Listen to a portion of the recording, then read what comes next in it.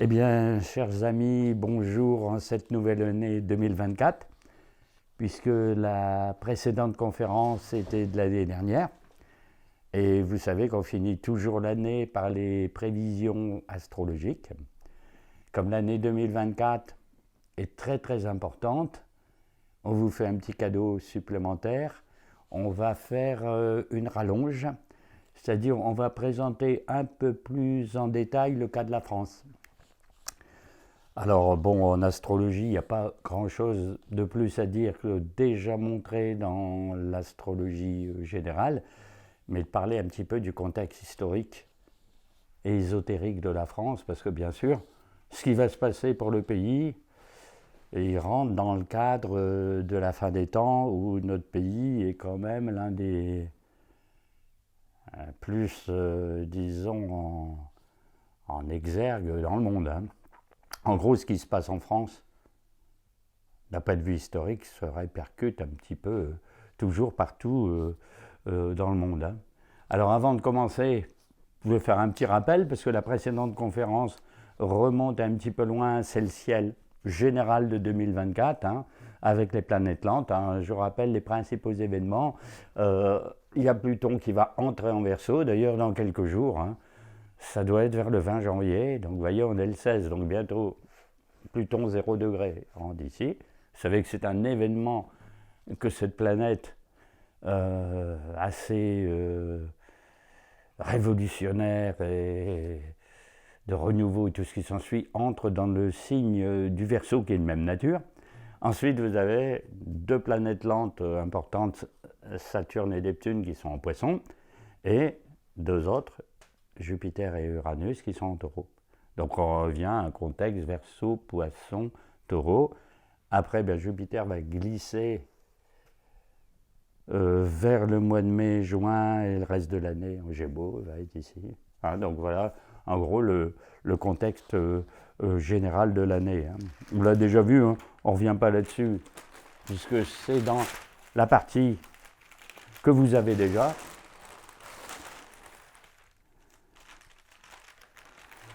Et on avait vu aussi que c'est surtout jusqu'au mois de mai que toutes les planètes rapides qui s'ajoutent. En bleu, ici, vous avez toutes les petites planètes rapides. Vous allez avoir Mars, Vénus, Mercure qui vont passer du Verseau jusqu'au Taureau. Après, elles continuent à avancer. Et comme elles ne vont pas à la même vitesse, vont être dispersées dans les signes. Tandis que jusqu'en Taureau, voyons Taureau en vert, ce sera le mois d'avril et mai, aurait toutes ces planètes-là dans le même signe. Et la France, vous allez voir, est très concernée par le Taureau. Donc on va voir un petit peu notre pays, hein, d'abord parce que c'est le nôtre, on va dire, on va donner un petit plus à la France, mais aussi parce que dans l'histoire du monde, bien sûr, la France joue un très grand rôle, hein. Donc on va être très touché dans notre pays en 2024, hein. Donc je ne refais pas toute l'histoire, hein, mais vous savez que la France est l'un des plus grands pays du monde en histoire. En politique, ça a toujours été une grande puissance, hein. Alors, du temps des rois, avec les Saint-Louis, Louis XI, Louis XIII, Louis XIV, etc., on était bien sûr d'une importance considérable, qui avait un rayonnement. Alors nous, notre roi de France, il était bien plus qu'un roi de France, c'était quasiment l'un des rois les plus importants en Europe. Alors il y avait bien des princes en Italie, ou un roi de Prusse, ou un roi en Espagne. Mais qu'est-ce qu'il pouvait compter par rapport à Louis XIV? Alors pas vraiment, hein. Donc en gros, notre roi se considérait toujours pratiquement comme un roi d'Europe. Si ce n'est un roi du monde, il était concurrencé par l'empereur d'Autriche, qui avait un peu les mêmes prétentions à la suprématie européenne. D'où la guerre, hein, toujours avec l'Autriche. On sait Charles Quint avec François Ier, et on sait les Autrichiens pendant la Révolution avec Napoléon, parce que quand il y a eu la célèbre bataille d'Austerlitz, c'était contre les Russes et les Autrichiens. Voilà. Alors en économie, bon, on est bon aussi. On était bon jusqu'à maintenant. Bon, maintenant, l'économie de la France est un peu en perdition, mais très longtemps, depuis la fin de la guerre mondiale, on était quand même cinquième puissance mondiale, on est passé sixième, on est toujours dans les fameux 10 pays les plus riches de la planète. Alors, ce qu'on sait moins, tout le monde le sait, rayonnement historique de la France, rayonnement culturel avec la Renaissance, les arts et les lettres, nos écrivains, nos scientifiques, etc. Mais on a une puissance ésotérique. C'est-à-dire d'un point de vue spirituel, bien entendu, on a aussi une énorme importance. Et là, bien, vu comment fonctionne notre éducation et nos médias, ça c'est peu connu de la population. Hein. Donc si on fait l'histoire de la France, hein, on est, disons, une civilisation depuis très très très très longtemps, hein, puisque la France était peuplée dès la préhistoire. Et la préhistoire, on avait déjà des artistes. Hein. On avait Lascaux, on avait le Madasil, on a la grotte Cosquer, on a la fameuse grotte Chauvet, on a etc. en France. Et d'un point de vue peinture préhistorique, c'est des chefs-d'œuvre. Donc on avait déjà de très grands artistes. Hein, pour des sites qui ont 15 à 30 000 ans avant Jésus-Christ. Hein. Ah, c'est pas pour ça que la France est brillante aujourd'hui, mais on a des antécédents. Hein. Après, il y a eu toute la période celte et druidique. Donc, l'Occident, parce qu'on n'avait pas les limites géographiques de frontières de la France d'aujourd'hui. Mais en gros, l'Occident, ça couvrait un peu la Belgique, un peu le nord de l'Espagne, mais en gros, les terres celtes, et l'Angleterre, forcément. Ensuite, il y a eu l'occupation romaine, donc il y a eu civilisation gallo-romaine, un peu d'installation grecque en Provence, hein, et donc on a été un petit peu à la synthèse de tout ça.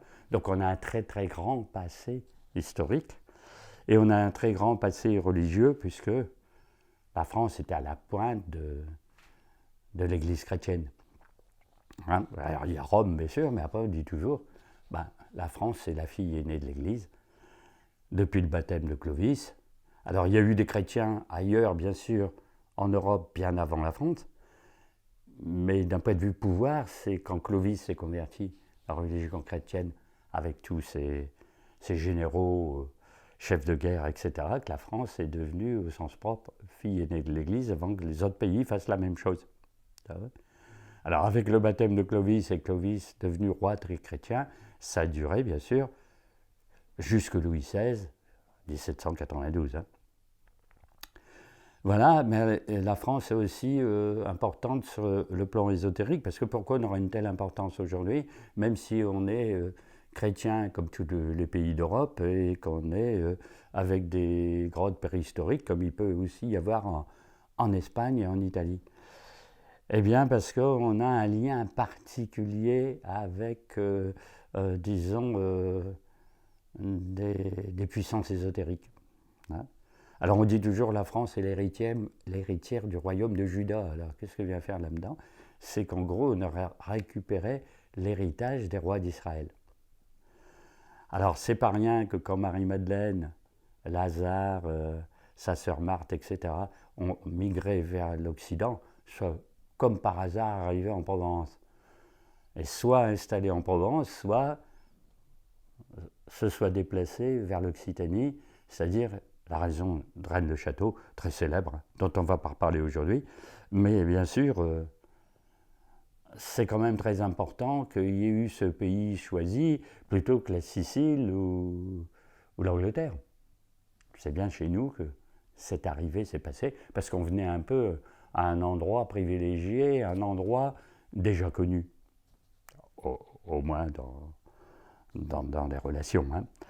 Alors, dans cette histoire de Rennes-le-Château qu'on ne va pas refaire, vous savez que le secret, ce serait qu'il y aurait une lignée mérovingienne qui aurait survécu, un roi mérovingien qui aurait survécu à l'extermination de sa lignée, réfugié là, dans la région de Rennes-le-Château, et cette lignée mérovingienne se serait croisée avec la lignée du Christ, en supposant que le Christ et Marie-Madeleine, ayant eu une relation personnelle, aurait eu, disons, un enfant. Et le croisement des deux dynasties ferait que le grand monarque serait issu aussi à la fois d'Occitanie et de France.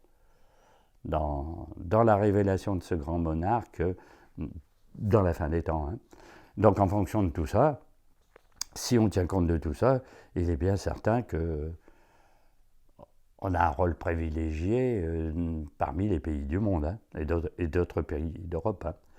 Alors on a fait mieux puisque notre roi Louis XIII a purement et simplement consacré le royaume de France à la Vierge Marie.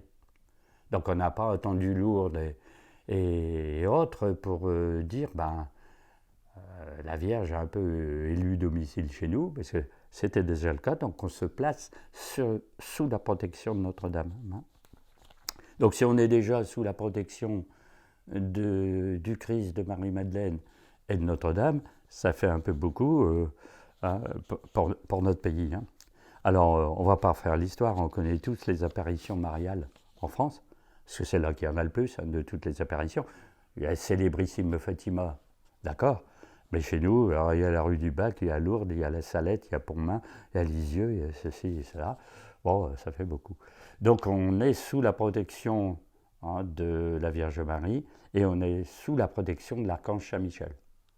C'est pour ça qu'il y a le mont Saint-Michel, et sur le sommet du mont Saint-Michel, la statue du saint, tournée vers l'est, avec son épée à la main, hein, est censée protéger le royaume de France.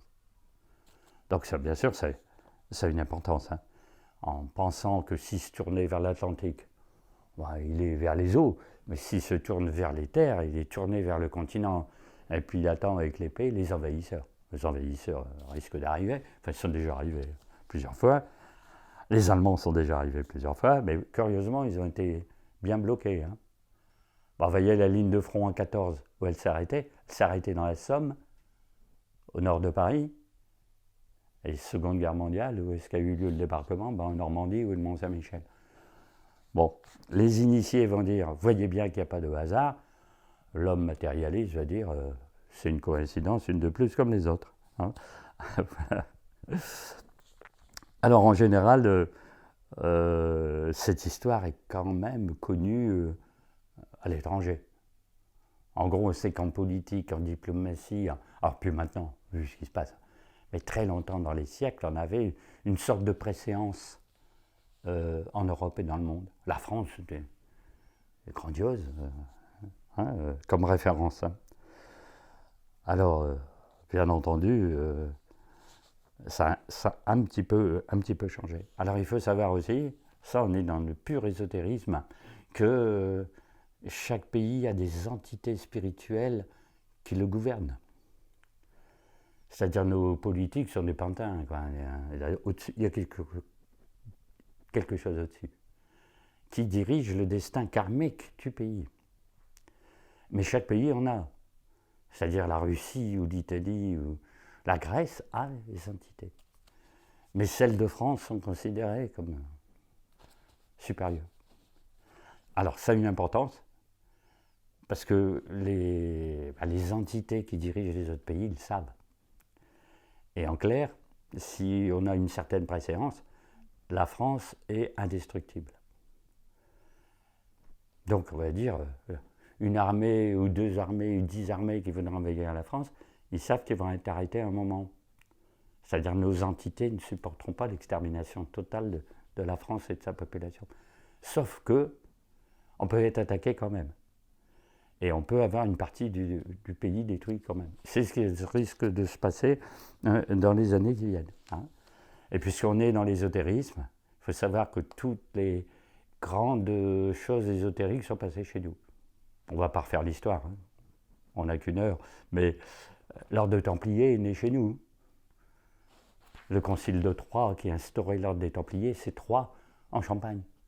Bon, les cathares, un mystique cathare, c'est bien chez nous, etc., etc. Les alchimistes, c'est bien. Nicolas Flamel, Fulcanelli, c'est bien chez nous. Donc on se dit la France, alors Bourges, Lyon, citadelle de l'alchimie, on va dire, c'est la France, alors pourquoi c'est pas la Bosnie ou c'est pas la Roumanie? Non, c'est la France. Ça ne veut pas dire qu'il n'y a pas d'alchimistes en Roumanie ou qu'il n'y a pas quelque chose d'ésotérique dans les Balkans. Hein.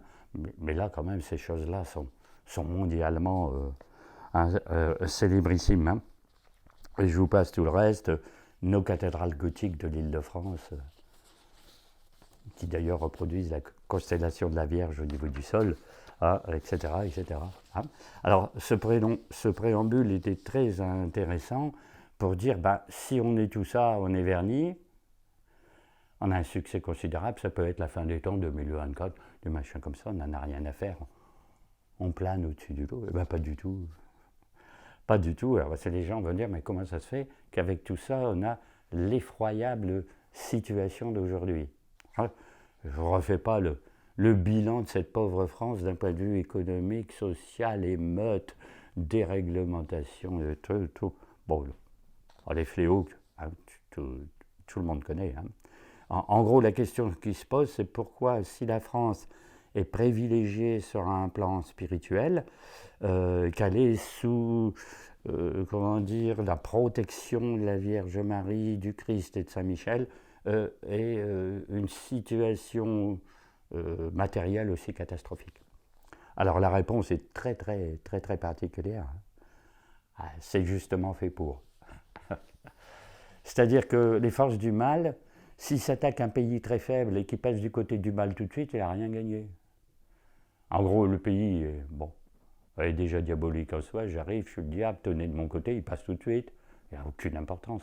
Mais faire tomber la France, c'est primordial. Si la France tombe, toute l'Europe tombe. Vu ce que je vous ai dit avant. Hein. Alors, il faut que les forces du mal s'attaquent plus particulièrement à notre pays qu'à un autre. D'où le combat. Hein. Pour ça que dans la fin des temps, le combat vraiment spirituel majeur est chez nous. Et pas en Suisse, et pas en Suède, quelle que soit la valeur de ces pays. Hein. Donc en gros, c'est de dire, si on fait tomber la France, quand on est la force planétaire du mal, on se dit, on a fait tomber un bastion d'une importance considérable. Et là, forcément, cette Vierge Marie, Saint-Michel s'en relèveront pas, hein, etc. Sauf que notre population est un peu inconsciente de la chose et fait rien pour aider les forces qui résistent. Alors qu'est-ce qu'il prouve? Les gens vont vous dire, mais qu'est-ce qui prouve qu'on est attaqué par des forces du mal? Toute l'histoire. Quand vous voyez la Révolution française, vous dites pendant la Révolution française, bon d'accord, il y a une révolution, il y en a partout, celle-là, elle a été particulière. Hein. C'est la plus grande révolution du monde. Parce que les autres révolutions ont copié la Révolution française. Hein. Et puis elle a fait des dégâts considérables. Hein. On n'a pas seulement guillotiné le roi, ce qu'on ne fait pas forcément pendant une révolution, mais on a voulu déchristianiser le pays. Purement et simplement. Hein. Brûler des tas d'églises, fusiller les prêtres, enfin, je ne refais pas l'histoire. Hein. Mais dire que, en gros, en plus d'un événement politique, une révolution comme n'importe quelle autre, il y avait quelque chose de beaucoup plus important derrière. Alors, dans des conférences que j'ai faites sur la Révolution, on a l'explication qu'il y a un arrière-plan. Bon, après, il y a toute l'histoire depuis la Révolution, il y a les 2 guerres mondiales. Quand on dit qu'il y a des guerres mondiales, oui, mais d'accord, mais la Première Guerre mondiale, c'est bien plus passé chez nous qu'ailleurs. La ligne de tranchée était vraiment entre Ostende et la Suisse, et les combats étaient dans la Marne, dans la Somme, chez nous. On avait un petit front entre les Italiens et les Autrichiens, un petit front entre les Grecs et les Turcs, etc. Mais en gros, la ligne de front était en Europe et à travers la France. Hein. Deuxième Guerre mondiale, on sait comment ça s'est passé, hein, etc. etc. Hein. Et alors depuis la période 1999 à nos jours, le déclin est encore plus grand. Hein. On sait que la fameuse grande éclipse de 99 s'est justement passée en Île-de-France. Et justement, la zone maximum de ténèbres était entre Paris et Amiens. Hein, donc cette fameuse éclipse dont on a déjà parlé 100 fois hein, dans les conférences, a démarré en Irlande pour aller jusqu'en mer Noire, elle cisaillait complètement toute l'Europe en traversant l'Île-de-France chez nous. Hein. Donc si on additionne tout ça, on voit bien que le nombre de coïncidences est trop important pour que ce soit un hasard. Hein. Et alors où on en est aujourd'hui? Aujourd'hui, tout est dégradé. Alors, on n'a pas forcément de guerre, mais on sait très bien, à l'écoute des bulletins d'information tous les jours, hein, que l'éducation va de travers, la santé va de travers, la justice va de travers, tous les secteurs vont de travers, l'économie, le social va complètement de travers, et donc on se dit, bon ben, là il n'y a pas grand-chose qui va, et le fond des choses c'est la division, quoi. Hein, donc à la fin des temps, tout est divisé à l'extrême, et alors nous on a un exemple caricatural dans le monde de division, quoi. On voit bien en politique, tous les partis qui s'émiettent, qui ont une aile gauche, une aile droite, qui passent d'un bord, qui passent d'un autre, et puis finalement, il y a absolument plus rien de gérable, etc. Donc on en est là. Hein.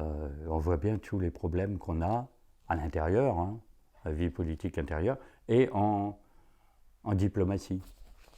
Hein, la France, qui était censée être très très bonne en diplomatie, était quasiment bien vue par tous les pays, commence à être méprisée de partout.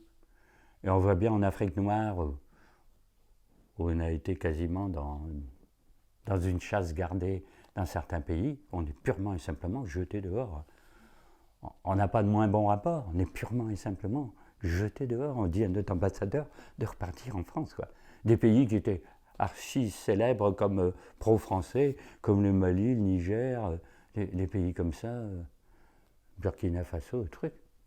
La France, ces soldats qui pouvaient y être, les gens de l'aide humanitaire et le corps diplomatique, on dit purement et simplement viré.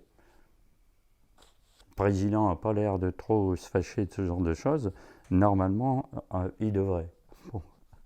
En gros, hein, on ne va pas faire de politique ici, hein, mais en gros, c'est de ça dont il s'agit. Hein. Alors tout le monde connaît un petit peu la situation, qu'à la fin des temps, il y a une subversion, tout est mis à l'envers, tout ce qu'on croyait avant, c'est insignifiant, tout ce qui est farfelu, ça devient vachement important. Bon, on voit un petit peu ce qui se passe. C'est ce qu'on appelle l'inversion de toutes les valeurs. Hein, donc, c'est pas... c'est des choses archi connues de ceux qui suivent les conférences depuis des années. Hein.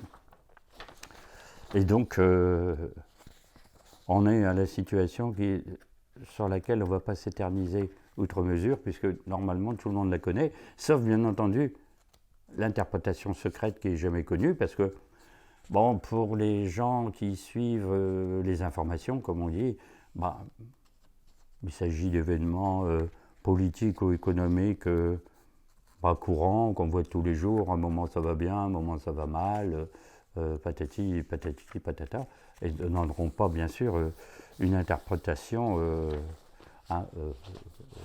ésotérique, comme on dit. Hein. Alors, pour voir un petit peu la France d'un point de vue astrologique, bon, on a vu dans les précédentes choses, on ne revient pas là-dessus. Bon, c'est qu'en 2024, le 8 avril, il y a une très très grande éclipse, qui est très importante, puisqu'elle se passe en bélier. On voit là, 8 avril, hein. Voilà comment est la disposition des planètes le jour de l'éclipse. Elle est bélier, hein, mais coincée entre toutes ces planètes en taureau, toutes ces planètes en poisson. Bon, très difficile, hein, donc la période d'avril, pour le monde, hein, mais bon, aussi pour notre pays. Et si on l'adapte à la France, c'est-à-dire si on faisait comme si l'éclipse du 8 avril se passait à Paris, on aurait ça comme ciel astral. Ah, la disposition des planètes est quand même très très curieuse, quoi. Parce qu'on a toutes les planètes par ici, avec l'ascendant par ici. Ah, c'est très très curieux. Hein. Voilà, avec des aspects ici, et puis alors ce grand axe par rapport à l'ascendant, donc l'éclipse est ici. Hein. Elle est en bélier le 8 avril, mais elle est conjointe à ce qu'on appelle l'axe des nœuds lunaires, nœud nord, nœud sud. Donc ça tombe particulièrement sur l'axe maison 1, maison 7 de la France. Donc forcément, en fonction de ça, on dit qu'il ne peut pas ne pas se passer quelque chose, quoi. Hein. Alors on est sauvé quand même, il n'y aura pas une destruction, Parce que par chance, si on a le nœud lunaire sud sur l'ascendant, on a aussi la part de fortune. La part de fortune est quand même très très positive. Donc en gros, il y a beaucoup de négatifs par l'axe ici. Des lunes noires qui encadrent la pointe de la maison 12, c'est des épreuves, mais en même temps, on s'en tire. On s'en tire au mois d'avril. Voilà. Alors, donc on peut penser qu'au mois d'avril, il pourrait se passer certaines choses assez difficiles dans le pays. Et le mois d'août, les planètes sont comme ça dans le ciel. Et les aspects sont comme ça, donc c'est quand même un peu curieux. Il n'y a rien de régulier, il n'y a pas de choses structurées. Il n'y a que quelques aspects. Là, les planètes sont plutôt, au lieu d'être tous au même endroit, sont toutes dispersées. Hein. Et bien sûr, il y a un aspect très difficile ici. C'est-à-dire, c'est l'aspect Soleil-Uranus. C'est toujours très mauvais, les aspects négatifs d'Uranus avec une planète, parce que c'est la casse, en gros, c'est la rupture, c'est la violence, etc. Et quand c'est avec le Soleil, bon, bien entendu, c'est la planète principale. Donc cet aspect-là, très négatif, un peu moins ces deux-là. Hein. Alors pourquoi ce serait plus difficile qu'un autre aspect, et vu l'époque, c'est parce que ça va tomber au moment où il y a les Jeux Olympiques. Alors vous savez ce qu'on a dit dans le préambule général des Jeux Olympiques, c'est qu'il risque d'avoir beaucoup de violence et beaucoup de, peut-être des attentats et peut-être des coups de gens qui veulent nuire à la France, profitant de l'ambiance des Jeux. L'ambiance, l'afflux touristique, et puis tout ce qui pourrait aller avec. Alors, forcément, le gouvernement a prévu le coup. Hein. C'est-à-dire, le gouvernement sait qu'il y a un risque, surtout en faisant un défilé nautique des athlètes sur la scène. C'est beau, mais c'est risqué d'un point de vue sécurité, parce qu'à partir des berges, même avec des choses sous l'eau, on ne sait pas ce qui peut se passer. Alors, on a prévu une protection monumentale. Je crois qu'il y a 90 000 policiers mobilisés. On va bientôt faire des jeux qui sont le symbole de la paix mondiale sous protection de l'armée. Ah, c'est très curieux parce que dans l'Antiquité, alors il faut savoir qu'on dit les Jeux Olympiques du temps de la Grèce à Olympie. Il faut savoir qu'on cessait les combats dans tout le bassin méditerranéen. Hein. C'est-à-dire tous les athlètes de tous les cités grecques, où il y avait des comptoirs grecs un peu partout, participant aux Jeux, il y avait une paix générale. On reprenait tous les conflits une fois les Jeux terminés, mais il y avait la trêve pour les Jeux. Et c'est resté chez nous de dire, pendant les Jeux Olympiques, on fait la trêve, mais il y en a qui profitent de faire des attentats, parce que c'est la trêve. Bon, quand il y a eu l'assassinat des athlètes juifs à Munich en 1972, on a bien profité des Jeux Olympiques pour faire un attentat, au lieu que ce soit la paix générale, universelle, au moins pendant la période des Jeux. Donc là, on craint le pire. Alors vous allez dire, mais comment il peut y avoir Uranus qui fait un coup avec une telle protection? C'est clair, c'est que les coups auront lieu ailleurs. C'est-à-dire que ça va être tellement protégé à Paris qu'ils ne vont peut-être pas pouvoir faire grand-chose, tenter, mais bon, ils vont être coincés. Mais ailleurs, comme ça va être dégarni, force de police, on va dire, en gros, pourquoi pas Dijon, Orléans, Strasbourg, autres, puisque Paris sera trop surveillé. Comme ailleurs, il n'y aura plus assez de policiers disponibles, bon, on voit bien le truc qui pourrait se passer. En tout cas, la période, vu les aspects, est assez dangereuse, hein, bien entendu. Hein. Alors voilà d'autres choses. Alors je vous passe l'astrologie mondiale parce que ça durait trop longtemps. Pour étudier l'astrologie mondiale d'un pays, on fait le thème des équinoxes et des solstices, et à l'intérieur, on étudie les pleines lunes et les nouvelles lunes. Donc si le thème du pays est pas bon le jour donc des 4 positions stratégiques en question, équinoxe et solstice, et après une très très difficile nouvelle lune, on a une période négative. En gros, chaque thème qui ouvre une saison donne le climat des 3 mois, la saison. Donc l'équinoxe de printemps, ben, elle va de mars en juin. On a un peu comme ça. On leur retrouve une conjonction Jupiter-Uranus opposée au milieu du ciel. Bon, encore des soucis divers. Et alors, ce qui est très curieux, c'est que l'ascendant, si on prend l'heure à laquelle se passe l'équinoxe, elle commence le 20 mars 2024, si on dit ben, le 20 mars c'est l'équinoxe, à quelle heure elle passe à Paris? Elle passe à 3h17 à Paris, puis on a du coup un ascendant et des maisons. Et alors, quand on a un ascendant Capricorne comme c'est là, il tombe complètement en un axe perpendiculaire par rapport au thème du pays. Et des républiques, la 5e République en l'occurrence. Alors je vous passe, parce que l'analyse en détail, si vous prenez le solstice d'été, c'est-à-dire que le 21 juin, vous avez quelque chose de comme ça.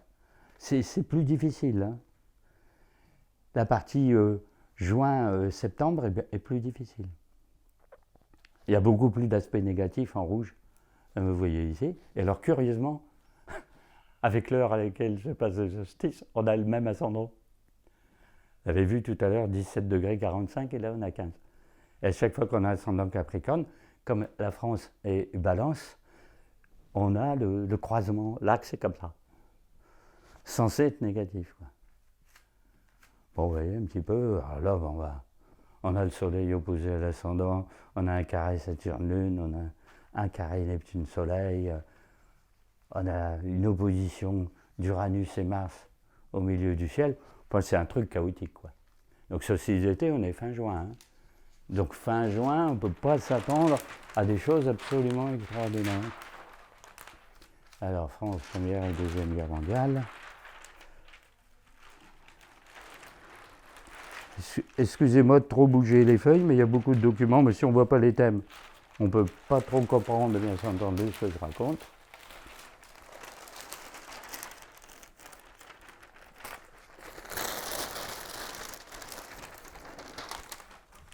Alors, quand on étudie la France, bien entendu, vous allez dire c'est bien beau tout ça, mais comment on peut étudier l'histoire du pays par l'astrologie? Eh bien, on prend toujours 2 républiques en référence. Vous savez qu'on a 5 républiques. On prend toujours comme référence la Première République, parce que là on s'est dit on abolit 15 siècles de monarchie et on passe à un régime républicain très moderne, dynamique, tout à fait dans l'ère du temps. Sauf quand vous voyez le thème de l'ère du temps, vous dites qu'il va y avoir les pires difficultés. Quoi. Et c'est le cas. Hein. C'est cette fameuse République, Première République du 22 septembre 1792, a duré 7 ans. Il faut savoir, hein, quand on dit chose sensationnelle, l'avènement de la République, quand il y a eu le coup d'État de Bonaparte, a aboli la République. Il a fait son régime bonapartiste, en gros, napoléonien. Donc en fait, ça n'a quasiment pas duré. Et bien c'était dans le thème le fait que ça ne dure pas. Donc c'est-à-dire que si des astrologues avaient fondé la République, ils ont choisi exprès l'équinoxe d'automne, hein, 22 septembre, et le soleil est 0 degré balance. Parce que les révolutionnaires ils préfèrent toujours les équinoxes au solstice. Parce que l'égalité des jours et des nuits, là, comme c'est des égalitaristes, il faut prendre soit l'équinoxe de printemps, soit l'équinoxe d'automne. 12, 0 degré balance, il faut le faire, mais c'est volontaire. Hein. Mais après, on aurait dû dire à ceux qui ont conçu de faire démarrer, et en même temps, la nouvelle année, hein, en 1 de la République, en 2 de la République, à partir du 22 septembre 1792. Pour ça que dans les livres d'histoire, vous lisez tel événement en 7 de la République, en 11 de la République, hein, etc., etc. Et alors, le thème est très difficile. C'est-à-dire déjà, vous avez un ascendant Scorpion. Bon, c'est Mars, Pluton, hein, déjà. Hein. Et le Mars est en Scorpion. Donc il est dans son signe, donc il est très fort. Donc vous allez dire, mais Mars, je suis une grande puissance, je suis actif, etc. Oui, mais carré Uranus. Donc Uranus en astrologie, c'est les ruptures, les révolutions, les rébellions, les guerres civiles, fauteurs de troubles. Qu'est-ce qui s'est passé en septembre 92? La guerre civile a commencé. À chaque fois que vous allez revoir un mauvais aspect de carré d'opposition Mars-Uranus, c'est le clash. Normal, puisque c'est dans le thème d'origine. Alors, très mauvais aussi d'avoir de chaque côté de l'ascendant Jupiter et Mars. Alors, c'est pas que ces planètes soient mauvaises en soi, mais comme elles encadrent l'ascendant, c'est deux planètes qui vont additionner leur puissance. Elles sont toutes les deux en Scorpion. Bon, en gros, ça veut dire que dans ce signe-là, elles symboliseraient une puissance guerrière. C'est-à-dire, en soi, la République qui s'instaure est guerrière. Et qu'est-ce qu'elle fait le 22 septembre 1792 ? On instaure la République et on déclare la guerre à l'Europe. Toute l'Europe, des dynasties royales, ennemies de la France républicaine, bien entendu, le même jour. Bon, c'est cet aspect ici. En gros, l'ascendant encadré par Jupiter Scorpion et Mars Scorpion, qui n'est rien, plus le carré Mars-Uranus. Et carré Mars-Uranus et une opposition de Saturne, vous voyez les trois oppositions fait Saturne, la seule planète toute seule de l'autre côté, égale la casse. Donc en gros, un astrologue de l'époque pouvait dire c'est bien beau votre République, a beaucoup trop d'aspects négatifs, ça ne va pas tenir. Bon, résultat, ça n'a pas tenu. Le Sagittaire, c'est l'étranger, la Lune à l'étranger, c'est d'aller dans tous les autres pays, porter la bonne parole révolutionnaire, mais en fait étriper la population. Parce que nos armées en occupation à l'étranger ont beaucoup fait de dégâts dans la population. À part de soumettre les pays à un tribut de compensation planétaire. Alors forcément après, pour ne pas être trop long, je vous passe les autres républiques, 2e, 3e, 4e. Elles ont tous des aspects bizarroïdes. Sinon, elles auraient duré. Alors la 5e, depuis 1958, qui semble durer, il y a beaucoup plus d'aspects positifs en bleu. C'est beaucoup plus d'aspects positifs. On dira là, ça va marcher beaucoup mieux. Alors là, on a un ascendant bélier comme aspect, et on a le soleil en balance, on a toujours le soleil en balance. C'est-à-dire qu'on a refait une république dans le mois d'octobre. Alors là, ça ne tombe pas vraiment le 21 septembre l'origine, parce qu'on aura le soleil 0 degré ici, on a quelques mois après, on a encore une fois balance. Alors c'est bien la balance, parce qu'on va dire que c'est le signe de l'égalité, c'est le signe de la justice, alors qu'on a un pays qui se veut toujours, comme dans la devise de la République, très égalitaire, et bien on l'a, c'est pas forcément que ça marche bien, parce que de nouveau, on retrouve l'opposition, bien sûr, par rapport à l'ascendant. On retrouve un Mars qui émet de l'ascendant. Dans le thème précédent, on avait la maîtrise par le Scorpion, puis là, on l'a par le Bélier. Bon, on l'a en Gémeaux, notre Mars, maître de l'ascendant. Vous allez dire en Gémeaux, il n'est pas trop mauvais, mais carré Pluton. C'est-à-dire, une fois, on a le carré Mars-Uranus, c'est le clash, puis là, on a Mars-Pluton, c'est le clash. Bon, très difficile, cet aspect-là. Bon, et très difficile, bien entendu, l'opposition de l'ascendant. Dans la maison 1, on a nœud lunaire sud et lune noire. Ça prouve que le pays doit passer un karma, donc la 5e République, c'est historiquement un karma. Et donc on a quand même quelques soucis à se faire. Alors il y a d'autres curiosités, c'est que si vous reprenez le thème d'avant, voyez l'écart en date qu'il y a entre les deux républiques. En gros, notre première et la dernière, c'est que vous avez la même conjonction. C'est-à-dire ici, vous avez une conjonction Jupiter-Neptune. Alors, elle est considérée comme bonne parce que ces deux planètes-là sont maîtres du Sagittaire et maîtres des Poissons. C'est deux planètes d'idéal, d'expansion, d'enthousiasme. Bon, avec Jupiter en Scorpion, moins quand même un peu. Avec l'opposition Saturne quand même un peu bloquée. Enfin, la conjonction est censée comme bonne. Et alors, incroyable surprise, vous retrouvez la même ici, comptez le nombre d'années après.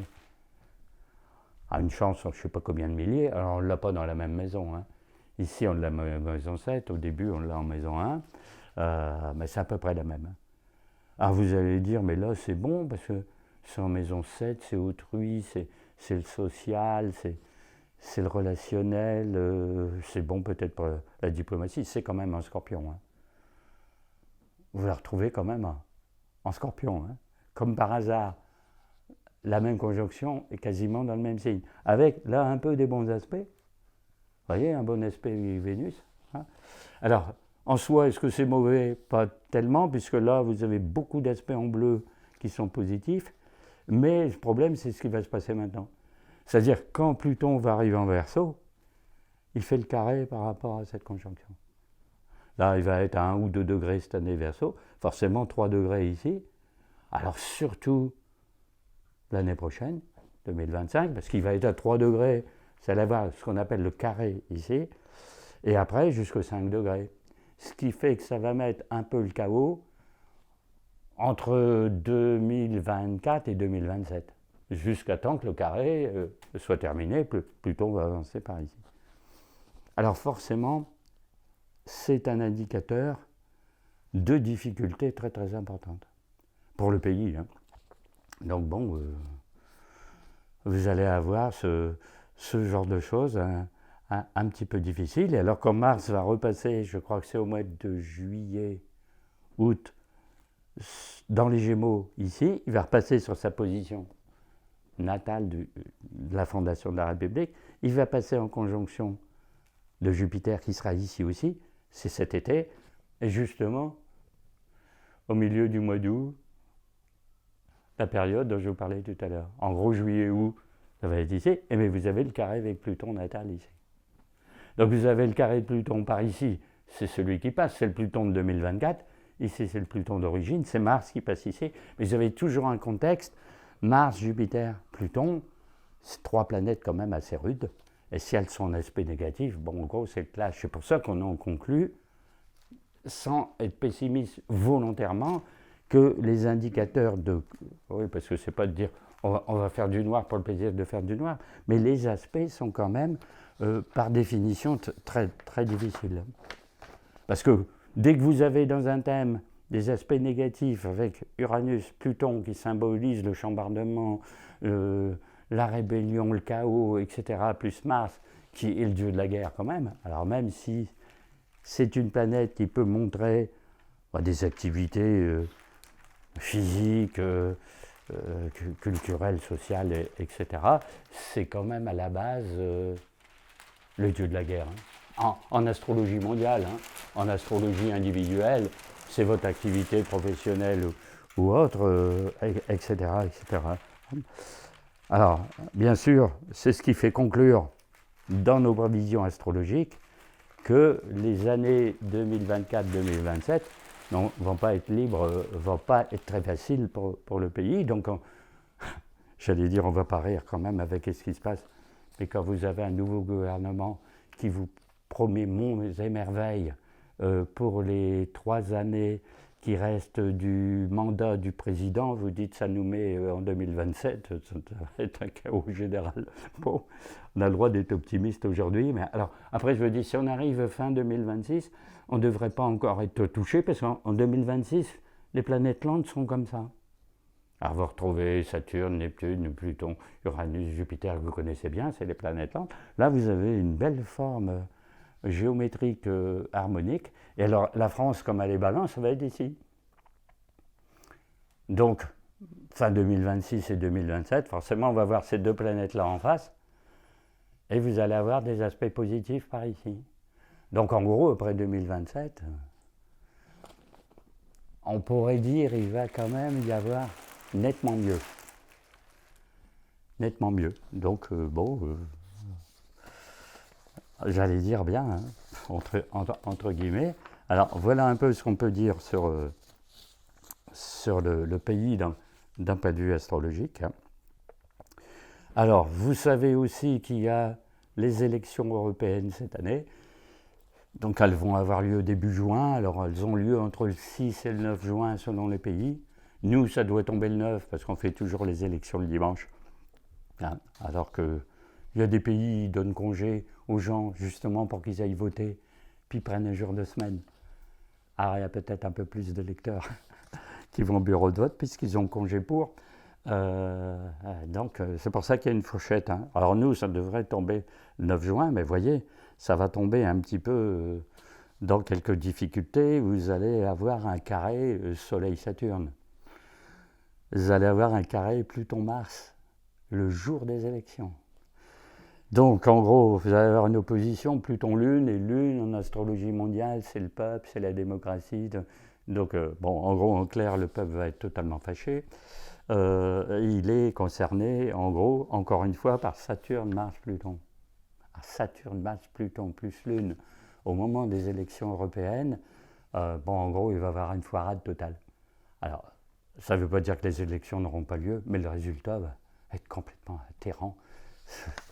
En effet, en gros, les personnes vont se venger totalement. Vous savez que chez nous, on dit toujours, nous, on n'a pas des vraies élections européennes parce que les gens, ils votent contre notre gouvernement pour la France par rapport à Bruxelles. Alors qu'ailleurs, ils sont très européens, ils votent pour Bruxelles, ils effacent la politique du pays. Nous, on fait d'une pierre deux coups, je veux dire. C'est un peu comme si on disait à notre président, on va vous envoyer une majorité d'opposition, puisqu'on ne peut pas le faire en France de l'autre côté. Mais si tous les pays mécontents de l'Europe font ça, vous avez à Bruxelles un truc carabiné, que des anti-européens. Bon, on va dire avec la dame qui dirige l'Italie, là, elle est très très à droite. Hein, le Hongrois Viktor Orban est très très à droite, anti-européen, machin, truc. Je les additionnez tous, ils font un tabac aux élections. L'Europe est complètement, j'allais dire, paralysée. Donc c'est quelque chose de très particulier. Alors pour faire ce thème-là, hein, que je n'ai pas reproduit, parce que comme vous le remarquez, c'est très long, mais vous l'avez ici. Hein, j'ai pris, là, bien sûr, la journée du 9 juin où ont lieu les élections, et pour avoir une heure pour calculer un ascendant qui, en l'occurrence, là, serait Cancer, par rapport à l'ouverture des bureaux de vote. Hein, c'est-à-dire à 8 h du matin à Paris. Alors, si on prend la fermeture des bureaux de vote et le résultat, bien sûr, c'est 20 h, et dans ce cas-là, vous auriez un ascendant Sagittaire. Bon, mais un peu difficile aussi. Hein. Ça concerne l'étranger. Alors, bien sûr, un ascendant Cancer, comme le Cancer, c'est la démocratie, le peuple, et que c'est la Lune, mais c'est aussi instabilité totale, parce que la Lune, bon, ben, vous avez remarqué que la Lune, qui en astrologie symbolise quelque chose de très changeant, puisque c'est les phases de la Lune, en astrologie mondiale, c'est le peuple, la démocratie. Alors vous allez dire, mais pourquoi la Lune serait négative dans la mesure où c'est la démocratie? Parce qu'il n'y a rien de plus changeant. Dans une monarchie, vous avez un roi, il est roi jusqu'à sa mort. Donc il y a une stabilité, même si le roi est mauvais. Hein, si vous prenez certains de nos rois, tant qu'ils meurent, enfin, c'est que c'est ça. En démocratie, comme c'est le résultat d'un vote, et que l'opinion des gens est fluctuante comme la Lune. Hein, les majorités se font, se défont, se recomposent, on passe de gauche à droite, de droite à gauche, un jour les extrêmes, un jour ceci, et il n'y a jamais rien de stable. Et c'est fait pour, parce que la thèse en ésotérisme, c'est qu'un pays de, par exemple, comme nous, 60 millions d'habitants, il ne peut pas y avoir 60 millions de chefs. Donc vous avez une voix, vous élisez des délégués qui gouvernent à votre place. Et qui, une fois qu'ils gouvernent à votre place, font ce qu'ils veulent. Et c'est toujours. D'où le fait de dire qu'il faudrait qu'il soit viré pour refaire une élection, pour réélire le camp d'en face, qui fera la même chose en pire. Bon. Alors, forcément, la monarchie a certains défauts aussi. Si c'est un roi comme Louis XIV qui est plus de 50 ans au pouvoir, ben, se faire 50 ans de règne du même, ça risque pas de beaucoup changer, mais c'est pas du tout la même conception de pouvoir. Alors, on ne va pas refaire comment dire, la thèse sur les régimes politiques. En ésotérisme, on considère que seule la monarchie a une valeur parce que le roi est choisi par Dieu et non pas par le peuple puisqu'il ne vote pas. Donc on dit, mais pourquoi un tel est roi? Parce que Dieu, comme le roi David a dit au fameux prophète Samuel, celui-là sera roi d'Israël. Donc la décision vient d'en haut, et on pense qu'après le roi, quand il est en fonction, quand il est sacré, est inspiré par la divinité. Ce qui ne risque pas de nos chefs élus par une majorité très relative de population. Parce que si vous décomptez ceux qui ne votent pas, les bulletins blancs et les bulletins nuls, Le président, il n'est jamais réellement élu par la majorité des électeurs. Il gouverne quand même, puis il fait tout ce qu'il veut. On a l'habitude qu'ils font tout ce qu'ils veulent. un petit peu. Hein. Alors, vous voyez où on en est dans... Comment ? Des explications. Alors, pour revenir à la question que je posais au départ, là, c'est tous les aspects qui peuvent prouver pas mal de choses par l'astrologie. On peut rentrer tout dans le détail. Hein. Vous faites un commentaire d'un thème comme ça, il y en a pour 1 heure, hein, en passant toutes les planètes dans toutes les maisons. Vous voyez que là aussi, on a un Uranus, fameux Uranus, au milieu du ciel. C'est-à-dire le destin du pays, il est chaotique. Et notre histoire depuis 1792 est ultra chaotique. 2 guerres mondiales, la Commune de Paris, la Révolution de 1848, les journées de mai-juin 36, etc., etc. Vous dites, on est très marqué par Uranus, comme vous voyez. Hein. Alors, pour revenir à la fameuse question, pourquoi la France est dans un tel pétrin aujourd'hui, malgré ses bases spirituelles qui sont quand même privilégiées? Eh bien, la réponse en ésotérisme, c'est qu'elle a manqué à sa mission. C'est-à-dire qu'elle avait une mission spirituelle, elle devait être le phare du monde en spiritualité, pas en succès économique, en spiritualité, culture, rayonnement, etc., sagesse, dire je suis un exemple pour le monde. Alors, c'est plus du tout le cas, ni dernier, puisque on est mis dehors par le Mali, qu'est-ce que vous voulez encore avoir une notoriété mondiale, hein. Et donc, comme on a failli à notre mission spirituelle, eh ben on a le châtiment en rapport. Donc on n'est pas haché menu, on a le contre-coup karmique du fait de ne pas avoir rempli une mission qu'on pourrait dire christique et mariale. Bon, alors forcément, comme dit au début, comme on est une terre sacrée et que le mal s'acharne en particulier sur notre pays, on devrait avoir une autre réaction que celle qu'on a pour le combattre. Mais on ne l'a pas puisque nos églises sont désertées, les églises sont fermées, quand elles sont ouvertes, on casse les statues qui y a dedans, on les incendie, on dit, ben alors, bon. Et puis on essaie toujours, c'est le cas de nos chefs, hein, toujours de résoudre les problèmes sur un plan matériel. On va faire des réformes, elles sont économiques, sociales, juridiques, machin, et jamais rien de spirituel. Donc en fait, la base, qui ce serait de dire un peu plus de spiritualité, un peu plus de respect des valeurs, un peu plus de morale, ce qui serait un truc d'ordre spirituel, bon, on ne l'a jamais. En tout cas, c'est jamais décidé par les autorités politiques, bien entendu, mais économiques encore moins, puisqu'ils visent le profit, donc ça ne risque pas. Mais les autorités religieuses non plus. Il n'y a pas l'Église qui nous oriente vers de plus en plus de sagesse quotidienne. Et les mouvements spirituels, est-ce qu'on peut compter sur la franc-maçonnerie pour avoir une sagesse dans le pays? Depuis qu'il y a des francs-maçons et des milliers et des milliers et des milliers, il n'y avait pas plus de sagesse que le siècle d'avant. Donc on va dire, bon, qu'est-ce qu'on peut faire, hein? Alors que chez nous, avec tous nos ancêtres qui ont brillé, hein, nos rois, il y en a eu des bons, hein. Il y a eu Louis XIV, mais vous aviez Henri IV, François Ier, c'est quand même des rois assez importants. Il y a eu des grands héros, hein. Jeanne d'Arc, Duc Éclin, Chevalier Bayard, tout ce qui s'ensuit. Puis après, vous avez tous les insurgés, mais des nobles insurgés, pas des insurgés méchants, des insurgés glorieux, hein, pour les Vendéens, les Chouans, les Cathares, tous ceux qui ont dit qu'est-ce que c'est que ce folklore, cette France qui va de travers, pour en avoir une de toute autre nature, hein. Alors forcément, on en arrive à la situation, comment ça va être après? Vu ce contexte-là, ça ne peut pas s'améliorer. Donc notre pauvre nouveau gouvernement qui a quelques jours va faire les pires difficultés déjà, hein, quand on connaît l'année. Et alors dans les prophéties, si on revient aux prophéties, c'est-à-dire les prophéties, c'est la Fraudée, c'est Notre-Dame de la Salette, c'est Lourdes, c'est... comment il s'appelle? J'ai oublié son nom, hein, pour quelqu'un de très célèbre là, dans les prophéties, pour Nostradamus, bien entendu, c'est de dire qu'on va vers le chaos, quoi. Donc la France, qui devrait être un exemple de ce qui est parfait, est un exemple de ce qui va de travers. Et vu le chaos qui se passe en France, tout le monde a remarqué que quand il y avait des troubles chez nous, par exemple des émeutes, des pillages de magasins, c'était 100 fois pire qu'en Allemagne, en Italie ou en Belgique. Alors pourquoi c'est nous qui prenons le plus de violence?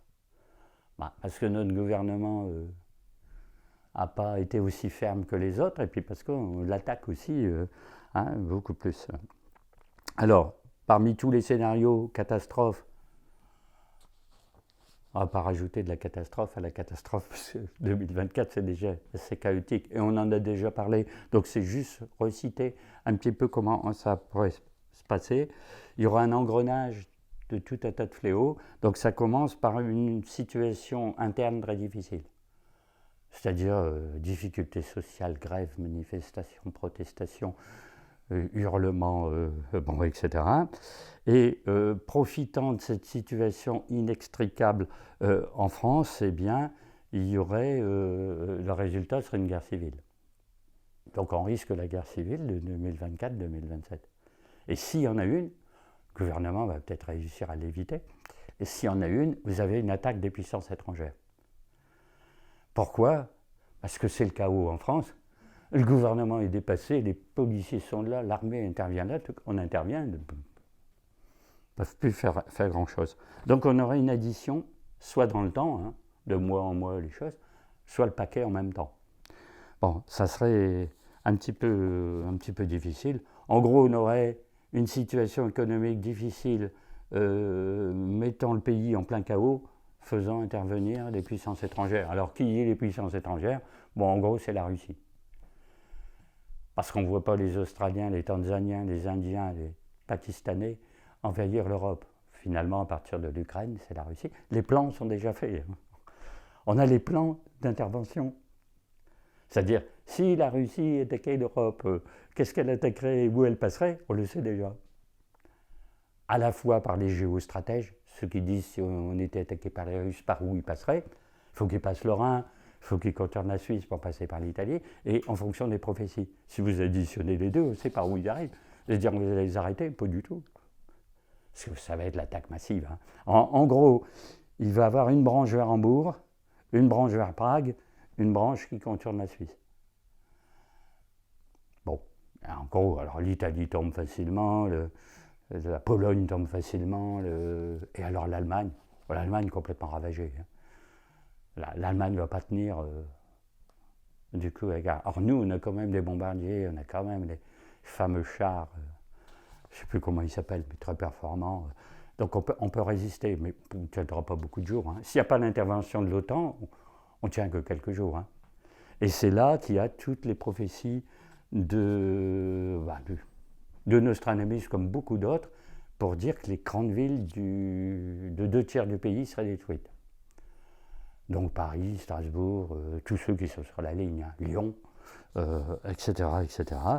Forcément, rien de bien rigolo, évidemment, et avec des refuges à certains endroits. Alors, ça va loin dans le résultat. Alors, peut-être que ces prophètes sont très, très pessimistes, parce que ça va jusqu'à 2 milliards de morts sur la planète s'il y a une troisième guerre mondiale. Et ça va à plusieurs millions en France s'il y a une invasion. Donc, forcément, le cycle est très. Enfin, le cycle final, bien sûr, représente un certain danger, si ça a lieu. Parce qu'il y en a qui vont toujours dire, vous savez, il n'y a pas une chance sur plusieurs dizaines de milliards que ça existe. Mais... Alors, ce qui se passe dernièrement, on ne va pas refaire la précédente conférence sur l'astrologie mondiale, parce que j'en ai parlé. Il se met en place des drôles de choses sur la planète. Il se met en place un rapprochement entre la Russie, la Chine, l'Inde et le Moyen-Orient. Ça, c'est pas beau du tout. Parce que jusqu'à présent, non seulement ils n'étaient pas alliés, mais ils se combattaient. Vous voyez, l'Arabie Saoudite avec le pétrole, grand allié militaire des États-Unis contre l'Iran, passait dans le pacte qui s'appelle les BRICS, avec la Russie et la Chine. L'Arabie Saoudite est maintenant dedans. Donc, alors ce qu'on appelle les BRIC, là, c'est Brésil plus Russie plus Inde plus Chine. Et le S, c'est ils mettent au pluriel les BRICS. Le S ne représente pas de pays, donc 4 pays. Ils ont intégré l'Argentine, l'Afrique du Sud, l'Arabie Saoudite et d'autres pays. Ils sont 11 maintenant, au lieu d'être 4. Alors, ils n'ont aucun point commun. Hein. Quel point commun pouvait avoir entre l'Arabie Saoudite pro-américaine, l'Inde qui n'aime pas du tout la Chine alors c'est une alliance commerciale. L'idée, c'est qu'ils fassent une zone financière qui ne soit plus basée sur le dollar. En gros, le dollar écume toute la planète, on fait une autre monnaie totalement concurrente. Et l'OMC, Organisation mondiale du commerce, dirigée par les Occidentaux, on fait une organisation du commerce non occidentale. C'est-à-dire pour l'Asie, l'Afrique, il y a un pays d'Afrique, je ne sais plus lequel, qui fait partie des BRICS. L'Afrique du Sud, peut-être un autre. Donc, alors on dit oui, mais bien sûr, ça n'aura pas de consistance. Parce que pour qu'il y ait une consistance, il faut un pacte politique. Tous les pays fassent un peu comme nous, une union politique, et fassent, comment on appelle ça, une sorte de communauté européenne. Et un pacte militaire. Alors là, ça risque pas, puisque les pays sont plus ou moins ennemis, donc ils sont plus ou moins ennemis, mais se mettent dans le même pacte. Bon, donc on sait que ça va capoter. À la fin, ils ne s'entendront plus. Entre les musulmans, les Chinois qui sont des mangeurs de porc, les musulmans qui ne vont pas en entendre parler, les Russes, chacun va essayer de tirer les marrons du feu. Mais il y a un point commun de tous ces trucs-là. Ils sont totalement anti-occidentaux. L'ennemi, c'est États-Unis, Europe. Il faut couler l'Occident. Ils y mettent le paquet. Et c'est sûr qu'ils vont faire quelque chose dans ce domaine. Alors, pour finir, je vais vous lire quelques prophéties justement de Nostradamus. Vous allez voir, c'est très, très parlant. Hein. Donc en gros, Nostradamus, dans beaucoup de prophéties, il parle d'une alliance du roi du Nord avec les Orientaux.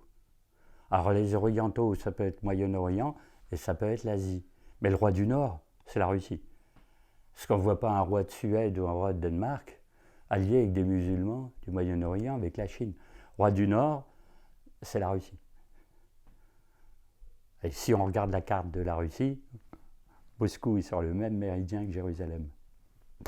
À verticale, vous descendez, le roi du Nord arrive. Alors que ce soit plus un tsar, ça n'a pas d'importance. Hein. Notre cher ami Vladimir Poutine est une sorte de tsar avec 10 fois, si ce n'est pas 100 fois plus de pouvoir que les anciens tsars. Mais bon, pareil que c'est pas vrai. Mais bon. Voilà, alors ça irait avec ce roi du Nord allié avec tous les orientaux de toute nature, hein, aussi bien chinois que musulmans, une attaque sur l'Occident. Donc il y aurait même des attaques navales par la Méditerranée. Et on dit même que le grand messie des musulmans débarquerait dans la région de Marseille, dans les Bouches-du-Rhône, avec une armée, par la Méditerranée. Donc par exemple, Nostradamus a fait une prophétie à un des quatrains sur la fin de l'Église. On sait très bien que notre pauvre Église, qui devrait nous aider sur le plan spirituel, étant elle-même coulée. Alors ce qui est très curieux, c'est quand Nostradamus a fait la prophétie au XVIe siècle, prévoir l'effondrement de l'Église au moment où elle était toute puissante au XVIe siècle, il fallait bien voir dans le temps. Parce qu'à son époque, ça ne correspondait pas du tout. Donc il dit, par l'univers sera fait un monarque, grand monarque de la fin des temps, campé en vie ne sera longuement, donc il va venir mais il ne va pas durer longtemps, l'or se perdra, la piscature barque, et sera régie en plus grand détriment. La piscature barque, c'est la barque des pêcheurs de Saint-Pierre. Donc l'Église, ça s'attrape. Après, alors vous allez voir, ça nous concerne de très près. Ah, attention, par la discorde négligence gauloise, sera passage à Mahomet ouvert, de s'entremper la terre et mer sénoise, le port phocéen, de voiles et de nefs couverts. Donc là, le quatrain est clair, il n'y a pas besoin d'interpréter. Négligence gauloise, c'est la France a tout à fait négligé son devoir. Sera passage à Mahomet ouvert. Venez chez nous. On arrive. De s'entremper la terre. et la mer Sénoise. La mer Sénoise, c'est la mer Méditerranée au niveau de la Corse, de la Sardaigne, etc. Le port phocéen, c'est Marseille. De voiles et de nefs couverts, c'est les navires. Là, il ne précise pas que c'est de guerre, mais bon. Donc, en gros, des erreurs politiques ont ouvert la voie à une invasion militaire ou des populations étrangères. Et par Marseille, par la Provence et par le sud, et le sang coulera forcément de s'en tremper la terre. Donc on a un petit peu ce genre de contexte. Alors d'autres, persécuté sera de Dieu l'Église, et les saints temples seront expoliés, c'est-à-dire ruinés, détruits. L'enfant, la mère mettra nu en chemise, donc les enfants n'auront plus rien à manger, seront arabes ou polons ralliés. Polon, c'est la Pologne, c'est les Slaves. Seront les Arabes aux Slaves ralliés. On trouve un truc, slave et arabe. Oh, c'est ça que ça veut dire. Hein. Un autre 80 dans le même sens, de Fès, le règne parviendra à ceux d'Europe. Fès, c'est au Maroc. De Fès, le règne parviendra à ceux d'Europe. Feu leur cité et l'âme tranchera. Le grand d'Asie, terre et mer, à grandes troupes. Que bleu, perse, croix, à mort chassera. Bon, en gros, c'est dire que là aussi, il y a une partie qui, là, vient d'Afrique du Nord. Et la fin, le dernier, c'est l'horrible guerre quand l'Occident s'apprête. Là en suivra, viendra la pestilence, si fort horrible que jeune, vieux, ni bête, sang, feu, Mercure, Mars, Jupiter, en lion. Bon, en gros, c'est, quand il parle de pestilence, c'est une guerre chimique ou de la radioactivité. L'an en suivant viendra la pestilence. Voilà, si fort cette pestilence que jeune et vieux et bête, c'est-à-dire tout le monde, les hommes et les animaux, voilà, et sous l'égide. Alors là, c'est très compliqué de voir à quelle position astrale et quelle année ça correspond. C'est sang et feu, bien sûr, c'est une guerre. Mercure, Mars, Jupiter en Lion. Alors peut-être quand Mars, Mercure et Jupiter seront dans le signe du Lion. C'est dans 2 ans. Hein. 3 ans. Donc Mars et Jupiter est en Taureau, Gémeaux, Cancer, Lion, dans 3 ans. Ça nous met en 2027. Hein.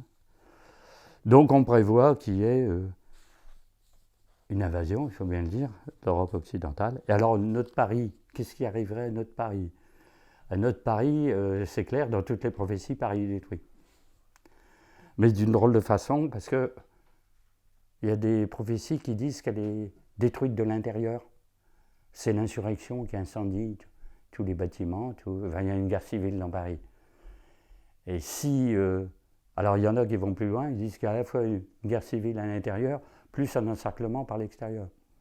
Donc là, il y a la fameuse main d'invasion qui arrive, qui encercle Paris, mais quand ils arrivent, il y a des chocs, la guerre civile à l'intérieur. Donc c'est pris de tous les côtés. Les gens qui n'ont rien à faire avec la guerre, bien sûr, s'évadent, s'enfuient, prennent leur voiture. Et puis, bien sûr, ils ne peuvent pas tous partir en même temps. Tu as un embouteillage monstre. En gros, il y a 2 jours pour pouvoir fuir Paris avant que ce soit totalement encerclé et puis plus personne ne puisse sortir. Mais on n'a pas l'année. Hein. Alors, comme dans des prophéties, on dit que le feu tombera sur Paris du ciel. Il y en a qui ont dit que c'est les extraterrestres qui viennent faire un tour. Mais tomber du ciel, ça peut très bien être les obus de bombardiers ou les missiles qui arrivent par le dessus. Hein. Et alors, bien sûr, tout le bassin parisien est liquidé. C'est-à-dire Orléans, le nord de Paris, Seine-et-Marne, enfin, tout le bassin parisien. Et il faut se réfugier dans des zones dites de sécurité. Alors, attention, il n'y en a plus beaucoup. En gros, il y a l'ouest, c'est-à-dire la Bretagne, les Landes, etc. Un peu le sud-est du Massif central, les Pyrénées, en gros. Ah, peut-être que le dernier réduit, c'est le pic de Bigarèche en Occitanie, puisque tout le monde dit qu'à la fin des temps, il faut se réfugier là. Pas trop, si c'est vrai, mais c'est possible. Hein. Et ce qu'on appelle les sanctuaires de Notre-Dame. C'est-à-dire qu'en gros, comme dit tout à l'heure, Lisieux, Lourdes, où est-ce qu'il y a un sanctuaire marial dans le nord, Sainte-Anne-d'Auray, etc., serait protégé. Et Mont-Saint-Michel. Donc en gros, cette armée russe, elle franchirait le Rhin après avoir liquidé l'Allemagne, se répandrait dans le nord de la France, irait vers l'ouest, s'arrêter en Normandie. Par une contre-attaque de tous les pays alliés de la France, faisant débarquement, peut-être pas en Normandie, mais arrivant par l'autre côté. Et en gros, au niveau de Caen et Rouen, l'armée étrangère est battue, réexpédiée chez elle en débandade. Et on dit même dans d'autres prophéties, on va pas tous les citer, je ne sais pas si vous voyez, si on cite des prophéties de ce genre, il faudrait refaire une deuxième conférence. Ce serait une catastrophe interne à la Russie. Soit il y aurait une catastrophe naturelle, peut-être même une guerre civile, des gens n'étant pas d'accord avec l'aventure militaire du pays, et que l'armée soit obligée d'être rapatriée vite fait, bien fait. Et donc là, on est dans les années qui viennent. Alors on en est là, c'est pas très réjouissant, on va dire, pas faire 3 années dans des conditions de vie pareilles. On va bien voir, le truc. Et alors pour nous, qu'est-ce qu'on peut faire? Tu sais, toujours pareil, être le plus positif possible, œuvrer pour la fraternité, enseigner tout ce que nos pouvoirs ne veulent plus enseigner, la charité, la bienfaisance, le secours, l'aide aux malheureux, malades et tout ce qui s'ensuit. Et en fait, avoir une attitude spirituelle qui est totalement le contraire de notre société actuelle. Voilà.